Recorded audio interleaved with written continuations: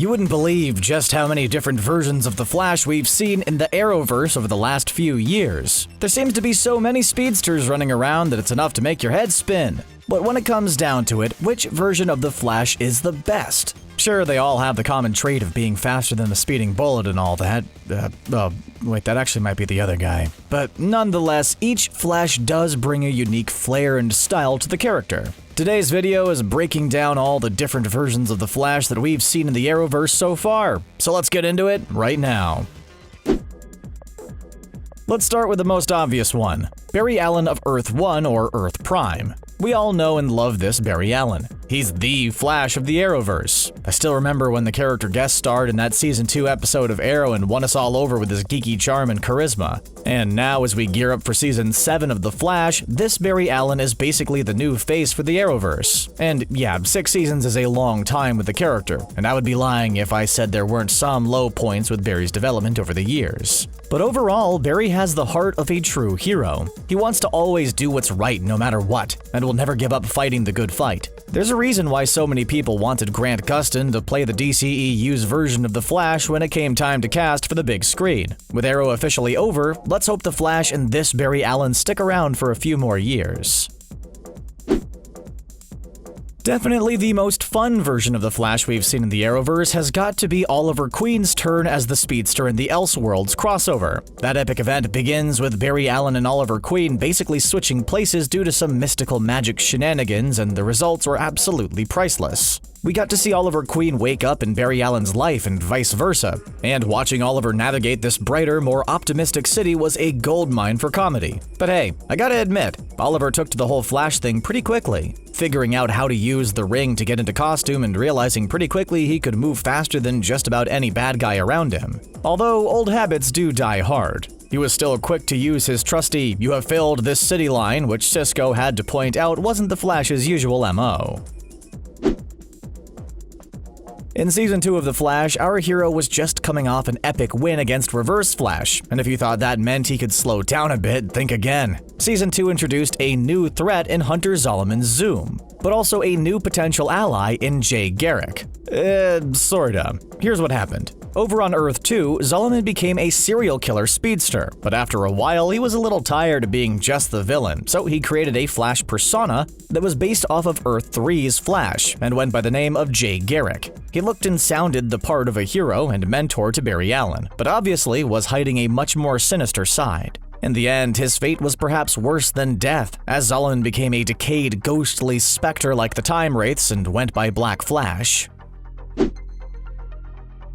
But you know what's better than a fake Jay Garrick? The real one. After the whole Zoom thing was wrapped up, the real Jay Garrick, who was imprisoned by Zoom, was able to return to his own Earth and be the Flash again. And throughout the series, this Flash has acted as a mentor and guide to Barry Allen, helping him out whenever he needs some sage wisdom or advice. And that's been a little tough for Barry, since that version of Jay Garrick is a doppelganger for Henry Allen, which was definitely a difficult transition. It's clear from watching Jay in action as the Flash that he's not as fast as Barry, but he proves that sometimes you don't always have to be the fastest speedster to win a fight. Jay shows that a good heart, a clear head, and a lot of experience is just as valuable to a speedster as the whole running fast thing. When Wally West first showed up on The Flash, we all knew it was only a matter of time before he got his own set of speedster powers. Well, thanks to Barry meddling with the timeline and creating Flashpoint, Wally not only ended up getting speedster powers, but also became the Flash of the Flashpoint timeline. And although Flashpoint didn't stick around for too long, it had long-lasting effects on the Arrowverse and eventually led to Wally getting his speedster powers in the main timeline. He soon became Kid Flash, but since the show had difficulty managing 2 speedsters at a time, Wally soon branched out on his own to find himself. Since then, he's grown into an incredibly gifted speedster in a lot of different ways, but we won't forget the time he was the one and only Flash. Season 3 of The Flash saw Barry take on yet another speedster as its main villain. And just as we were getting a little tired of seeing Barry fight speedsters every single season, we were treated to a bit of a twist. The main baddie, Savitar, wasn't just some random villain, but rather he was a future Time Remnant version of Barry Allen, who turned to the dark side. It gets a little timey-wimey with the details, but here goes. The OG Barry Allen created time remnants of himself to help stop Savitar, but only one ended up surviving. That time remnant was shunned by Team Flash to the point where he wanted revenge and traveled throughout time in order to become the Savitar persona, essentially becoming the villain he was originally made to defeat. And frankly, I'm glad Savitar turned out to be Barry and the self-proclaimed future Flash, because it added an interesting wrinkle to the classic hero and villain dynamic. Iris has long been Barry's lightning rod. He'll always run back to her no matter what. Her presence has really made it clear that Team Flash isn't just Barry. It's Barry and Iris, with Barry doing all the speed stuff, and Iris always able to lend a guiding hand from Star Labs. That dynamic was changed briefly in Season 4, which saw Barry's powers get transported into Iris's body. At that point, Iris was the speedster who was forced to step up to save the day, since Barry couldn't. And despite a few early stumbles, she still did a great job. Of course, everything reverted back to normal by the end of the episode, but it convinced us all that Iris totally could handle life as a speedster if needed. Accelerated Man hailed from Earth-19, and although it's unclear if this version of the Flash is another doppelganger Barry Allen or someone else entirely, it was still a lot of fun to see this hero pop up. But his brief appearance does raise some questions. Mainly, does he really think Accelerated Man is a catchy name? It doesn't really roll off the tongue now, does it? If you're in trouble on Earth-19 and have to call out for help, do you get tripped up shouting for Accelerated Man? Or what if you're a villain facing the hero? Do you really have time to say the whole name? Just saying, names are important. On the bright side, it's better than Elongated Man, don't you think? Oh yeah, I guess I should talk about the actual character. Well, not much is known about him, other than the fact that he's super fast. But I guess you already guessed that.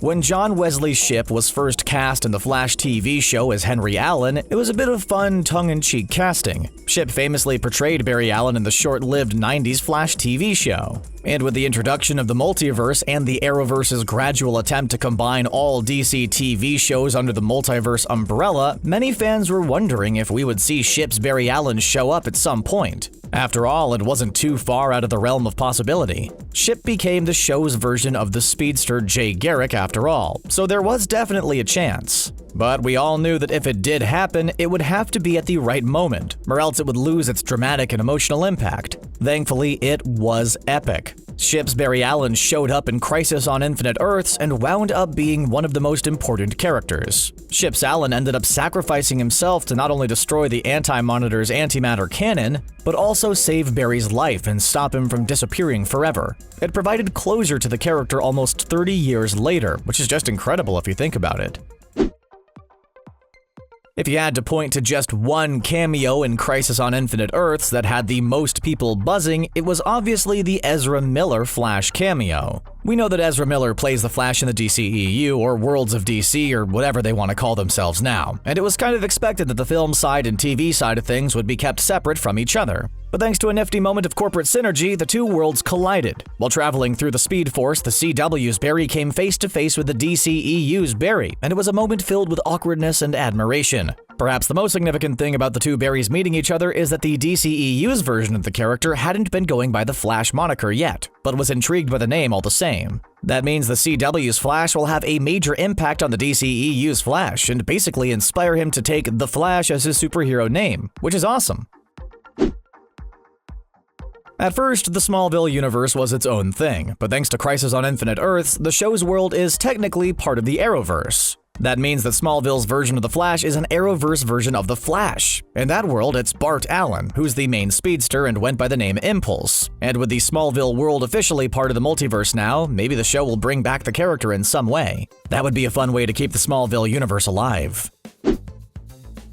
Jessie Quick was the daughter of the Harrison Wells from Earth 2, and just like a lot of people on the Flash TV show, she became a speedster as well. But her journey was fascinating. She technically became her own version of the Flash and hopped around a few different worlds over the course of a few seasons. First, she left Earth 1 to take over for Jay Garrick on Earth 3 until Jay was able to return from the Speed Force, and then hopped over to Earth 2 to lead her own team. Unfortunately, like a lot of characters after Crisis, her fate is unknown. Earth 2 was wiped out completely, but then Oliver recreated the new multiverse, and Cisco said that every survivor from the multiverse was on their Earth now, so maybe she's still out there somewhere. Hey, we can dream, right?